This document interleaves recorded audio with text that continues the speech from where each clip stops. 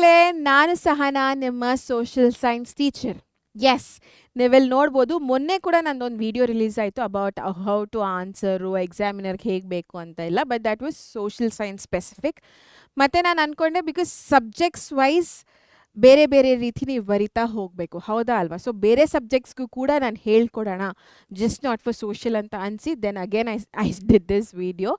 So hopefully ನಿಮಗೆ useful ಆಗುತ್ತೆ ಅಂತ ಅಂದ್ಕೊಂಡಿದ್ದೀನಿ. It is the same, but ಲ್ಯಾಂಗ್ವೇಜಸ್ಗೆ, ಸೈನ್ಸ್ಗೆ, ಮ್ಯಾಥ್ಸ್ಗೆ ಎಲ್ಲ ಏನು ಮಾಡಬೇಕು ಅಂತ ಇನ್ ಡೀಟೇಲ್ ಆಗಿ ಹೇಳ್ಕೊಡ್ತಾ ಹೋಗ್ತೀನಿ. ಓಕೆ, ಬಿಕಾಸ್ ನಾನು ಮೊನ್ನೆ ನೋಡಿದಂಥ ವಿಡಿಯೋ ಸುಮಾರು ಜನ ರೆಸ್ಪಾಂಡ್ ಮಾಡಿದ್ದೀರಾ, ಇಷ್ಟ ಆಗಿದೆ. ಸೊ ಐ ಥಾಟ್ ಎಲ್ಲ ಸಬ್ಜೆಕ್ಟ್ಸ್ಗೂ ಮಾಡುವ ಅಂತ. ಎಸ್ ಮಕ್ಕಳೇ, ಸೊ ಇಮ್ಯಾಜಿನ್ ದಿಸ್ ಆಯಿತಾ. ಇಟ್ಸ್ ಬೋರ್ಡ್, ಒಂದು ನಿಮಿಷ, ಇಟ್ಸ್ ಬೋರ್ಡ್ ಎಕ್ಸಾಮ್ ಸೀಸನ್. ಒಬ್ಬ ಎಕ್ಸಾಮಿನರ್ ಅಂತ ಬಂದಾಗ they have to correct 200 to 300 answer papers are sometimes even more. So ಅವರ ಪರಿಸ್ಥಿತಿ ಹೇಗಿರುತ್ತಪ್ಪ ಅಂತಂದರೆ, by the end of the day their eyes are tired, their hands are tired. ಅಷ್ಟೊಂದು papers ನೋಡಿ correct ಮಾಡಿ ಒಂದೇ ಕಡೆ ಕೂತ್ಕೊಂಡು ಲಿಟ್ರಲಿ ಅವ್ರ ಬಾಡಿ ಫುಲ್ಲು ಪೇನಲ್ಲಿದೆ. ಇಂಥ ಟೈಮಲ್ಲಿ ಅವ್ರಿಗೇನಾದರೂ ಒಂದು ಪೇಪರ್ ಸಿಕ್ತು ಆ್ಯಂಡ್ ಅದು ಚೆನ್ನಾಗಿಲ್ಲ, ಚೆನ್ನಾಗಿ ಬರ್ದಿಲ್ಲ, ಬರೀ ತಪ್ಪುಗಳು, ಬರೀ ಮಿಸ್ಟೇಕ್ಸ್ ಇತ್ತು ಅಂತಂದರೆ ಇಮ್ಯಾಜಿನ್ ಮಾಡ್ಕೊಳ್ಳಿ ನಿಮ್ಮ ಸಿಚುವೇಶನ್. ಅವ್ರ ಸಿಚುವೇಶನ್ ಹೇಗೋ ಹೋಗಿದೆ ಆಯಿತಾ, ನಿಮ್ಮ ಸಿಚುವೇಶನ್ ಇಮ್ಯಾಜಿನ್ ಮಾಡ್ಕೊಳ್ಳಿ ಆಯಿತಾ.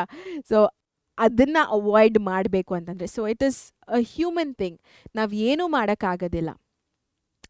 ಇದೇನು ತಪ್ಪು ಅಂತ ನಾನು ಹೇಳ್ತಾ ಇಲ್ಲ. ಪ್ರಾಬ್ಲಮ್ ಏನಪ್ಪ ಅಂತಂದರೆ, ಇಲ್ಲಿ ನೀವುಗಳು ಅರ್ಥ ಮಾಡ್ಕೋಬೇಕು, ನಾನು ಕರೆಕ್ಟಾಗಿ ಬರೆದ್ರೆ ಇಂಥ ಸಿಚುವೇಶನ್ ಬರೋದಿಲ್ಲ.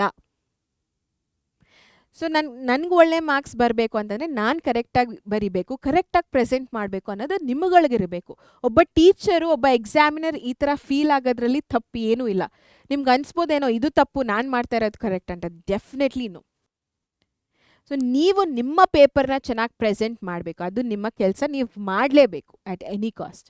ಸೊ ಅದು ಹೇಗೆ ಅಂತ ಈಗ ಹೇಳ್ಕೊಡ್ತಾ ಹೋಗ್ತೀನಿ ನೋಡಿ. First impression starts before the first answer only.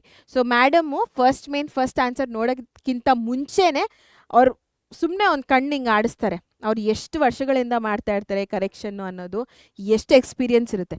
ಕಣ್ಣು ಆಡಿಸಿದ ತಕ್ಷಣ ಒಂದು ಸ್ಕ್ಯಾನಲ್ಲೇ ಗೊತ್ತಾಗ್ಬಿಡುತ್ತೆ ಏನು ಬಂಡವಾಳ ಅಂತ. ಆನ್ಸರ್ನ ನೋಡಲೇಬೇಕು ಅಂತ ಏನಿಲ್ಲ. So just tell me, how many of you rush wild writing? Yes or no?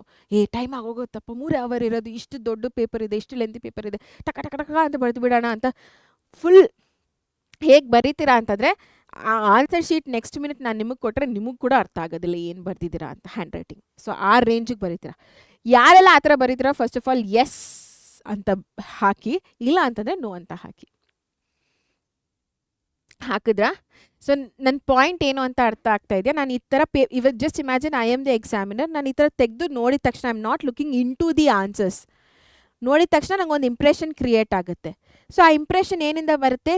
Neat handwriting, ಸ್ಪೇಸ್ಗಳನ್ನ ಕರೆಕ್ಟಾಗಿ ಕೊಟ್ಟಿರಬೇಕು, ಲೈನ್ಗಳನ್ನು ಬಿಟ್ಟಿರಬೇಕು, ಕೀವರ್ಡ್ಸ್ನ ಅಂಡರ್ಲೈನ್ ಮಾಡಿರಬೇಕು, ಮೇನ್ಸ್ ಏನಿದೆ ಫಸ್ಟ್ ಮೇನ್, ಸೆಕೆಂಡ್ ಮೇನ್ ಅದೆಲ್ಲ ಮಾರ್ಜಿನ್ಗೆ ಈಚೆ ಕಡೆ ಇರಬೇಕು. ನಂಬರ್ಸ್ ಏನಿದೆ ಕ್ವೆಶನ್ ನಂಬರ್ಸ್ 1, 2, 3 ಎಲ್ಲ ಈ ಕಡೆಗೆ ಇರಬೇಕು. ಆನ್ಸರ್ಸ್ ಮಾರ್ಜಿನ್ ಒಳಗಡೆ ಶುರು ಮಾಡಬೇಕು. So that is presentation. ಅದು ತುಂಬ ಮುಖ್ಯ ಆಯಿತಾ. So that is where the first impression is created ಆಯಿತಾ. Next, answer the question, not everything you know. ಅದು ಇಂಪಾರ್ಟೆಂಟು. ಬರೀ ರೀಸನ್ಸ್ ಕೇಳಿರ್ತಾರೆ, ಬಟ್ ನೀವು ಈವೆಂಟ್ಸು, ರಿಸಲ್ಟ್ಸು ಎಲ್ಲನೂ ನಾನು ಓದಿದ್ದೀನಿ, ನಾನು ಬರೀಲೇಬೇಕು ಅಂತ ಫಿಕ್ಸ್ ಆಗಿಬಿಟ್ಟು ಬರೆಯೋ ಅಂಥದ್ದು ಅವಶ್ಯಕತೆ ಇಲ್ಲ. ಯಾರು ನಿಮಗೆ ಎಕ್ಸ್ಟ್ರಾ ಇನ್ಫಾರ್ಮೇಷನ್ಗೆ ಎಕ್ಸ್ಟ್ರಾ ಮಾರ್ಕ್ಸ್ ಕೊಡ್ತಾ ಇಲ್ಲ. This is where the time goes ಆಯಿತಾ. So first answer the question. ಏನು ಕೊಟ್ಟಿದ್ದಾರೆ ಇವಾಗ? ಕಾರಣಗಳು ಕೊಟ್ಟಿದ್ದಾರೆ ಅಂತ ಅಂದ್ಕೊಳ್ಳಿ. ಸೊ ರೀಸನ್ಸ್ ಕೊಟ್ಟಿದ್ದಾರೆ, ಯಾವುದೋ ಒಂದು ಯುದ್ಧದ್ದು ರೀಸನ್ಸ್ ಕೊಟ್ಟಿದ್ದಾರೆ ಅಂತ just write the reasons. Don't write the entire war scene ಆಯಿತಾ. ಅದು ನಮಗೆ ಅವಶ್ಯಕತೆ ಇಲ್ಲ. Next, presentation creates confidence. So ಫಸ್ಟಲ್ಲೇ ಹೇಳಿದೆ, ಇವಾಗ ನಾನು ನಿಮಗೆ ತೋರಿಸ್ತಾ ಇರೋವಂಥದ್ದು just for get the information what is there. So first law of motion ಅದೆಲ್ಲ ಬೇಡ, ಬಟ್ ಇಮಿಡಿಯೇಟ್ಲಿ ನೋಡಿದ ತಕ್ಷಣ ನಿಮ್ಮ ಇಂಪ್ರೆಷನ್ ಏನು? ವಾವ್, ಎಷ್ಟು ಚೆನ್ನಾಗಿದೆ ಅಂತ, ಹೌದಾ ಅಲ್ವಾ? So that is what even we want ಆಯಿತಾ. ಸೊ ನೋಡಿದ ತಕ್ಷಣ ವಾವ್ ಅಂತ ಅನ್ನಿಸ್ಬೇಕು. ಆಮೇಲೆ ನಾನು ನೋಡ್ತಾ ಹೋಗ್ತೀನಿ ಆಯಿತಾ. ಕೆಲವ್ರು ಇರ್ತಾರೆ ಹ್ಯಾಂಡ್ ರೈಟಿಂಗ್ ಎಲ್ಲ ಸೂಪರಾಗಿರುತ್ತೆ, ಬಟ್ ಏನೂ ಬರ್ದಿರೋದಿಲ್ಲ. ಅಂಥ ಪೇಪರ್ಸ್ ಕೂಡ ನಮಗೆ ಗೊತ್ತಾಗುತ್ತೆ ಆಯಿತಾ. ಸುಮ್ಮನೆ ಅಷ್ಟು ಈಸಿಯಾಗಿ ನೀವು ಅನ್ಕೋಬೇಡಿ ಟೀಚರ್ಸ್ನ. But any which ways presentation matters a lot ಆಯಿತಾ. ಅದೊಂಥರ ನಿಮಗೇನೆ ಕಾನ್ಫಿಡೆನ್ಸ್ ಬಿಲ್ಡ್ ಆಗುತ್ತೆ ಮಕ್ಕಳೇ. ಇವಾಗಲಿಂದನೇ ನೀವು ಶುರು ಮಾಡಿಕೊಂಡ್ರೆ ಅಕಸ್ಮಾತಾಗಿ ಹ್ಯಾಂಡ್ ರೈಟಿಂಗ್ ಚೆನ್ನಾಗಿಲ್ಲ, ಬೇರೆಯವ್ರಿಗೆ ಅರ್ಥ ಆಗೋ ರೀತಿಯಲ್ಲಿ ಚೆನ್ನಾಗಂತ ಅಂದರೆ ಬ್ಯೂಟಿಫುಲ್ ಆಗಿರಬೇಕು ಅಂತ ಏನು ನಾನು ಹೇಳ್ತಾ ಇಲ್ಲ, ಅಟ್ಲೀಸ್ಟ್ ಓದೋ ರೀತಿ ಇರಬೇಕಲ್ವಾ. ಸೊ ಆ ಥರ ಓದೋ ರೀತಿ ನೀವು ಚೇಂಜ್ ಮಾಡ್ತಾ ಹೋದರೆ ಇನ್ನು ಮಾರ್ಚ್ವರೆಗೂ ಇದೆ time. Okay, I would prefer ನೀವು FA2 ಇಂದನೇ ಶುರು ಮಾಡಬೇಕು ಅಂತ. ಬಟ್ ಯಾರೆಲ್ಲ ಇನ್ನೂ ಇಲ್ಲ ಫೈನಲ್ ಬೋರ್ಡ್ ಎಕ್ಸಾಮ್ಗೆ ಕಾಯ್ತೀವಿ ನಾವು ಅಂತ ಅಂದ್ಕೊಳ್ತಿರೋ, ಸ್ವಲ್ಪ ಟೈಮ್ ಇದೆ, ಅಷ್ಟೊತ್ತಿಗೆ ಪ್ರಾಕ್ಟೀಸ್ ಮಾಡ್ಕೊಳ್ಳಿ. ಹ್ಯಾಂಡ್ ರೈಟಿಂಗ್ ಆಗಿರ್ಬೋದು, ಪ್ರೆಸೆಂಟೇಷನ್ ಆಗಿರ್ಬೋದು, ಏನಾದರೂ ಮಿಸ್ಟೇಕ್ ಆದರೆ ಈ ಥರ ಚಿತ್ತು ಮಾಡೋದಕ್ಕಿಂತ ಒಂದು ಗೆರೆನ ಎಳೆಯೋ ಅಂಥದ್ದು. ಸೊ ಯಾವ್ದು ಚೆನ್ನಾಗಿ ಬೆಟ್ರಾಗಿ ಕಾಣಿಸ್ತಾ ಇದೆ, ಡೆಫಿನೆಟ್ಲಿ ಇದು, ಹೌದಾ ಅಲ್ವಾ? ಸೊ ಆ ಥರ ಎಲ್ಲ ಪ್ರೆಸೆಂಟೇಷನ್ ಸ್ಕಿಲ್ಸನ್ನು ಬಿಲ್ಡ್ ಮಾಡ್ಕೊಳ್ಳಿ, ಆಯಿತಾ? So every subject has one common rule ಮಕ್ಕಳೇ, ಕ್ಲಾರಿಟಿ ಇರಬೇಕು, ಆಯಿತಾ? ಎಲ್ಲ ಸಬ್ಜೆಕ್ಟ್ಸಲ್ಲೂ ನಿಮ್ಮ ಆನ್ಸರ್ಸು ಕ್ಲಾರಿಟಿಯಲ್ಲಿ ಇರಬೇಕು. That is very important. ಅದಾದಮೇಲೆ let's see how that looks in each subject. Okay, that is what I told, ಸ್ಟಾರ್ಟಿಂಗಲ್ಲಿ ಹೇಳಿದೆ ಅಲ್ಲ ಎಲ್ಲ ಸಬ್ಜೆಕ್ಟ್ಗೂ ಏನು ಮಾಡಬೇಕು ಅಂತ.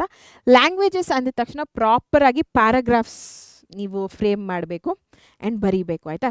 ಸೊ ಐ ಥಿಂಕ್ ಲ್ಯಾಂಗ್ವೇಜಸಲ್ಲಿ ಪಾಯಿಂಟ್ಸ್ ಏನು ಅವಶ್ಯಕತೆ ಇಲ್ಲ, ಪ್ಯಾರಾಗ್ರಾಫ್ಸ್ ಪ್ರಾಪರ್ ಆಗಿರಬೇಕು.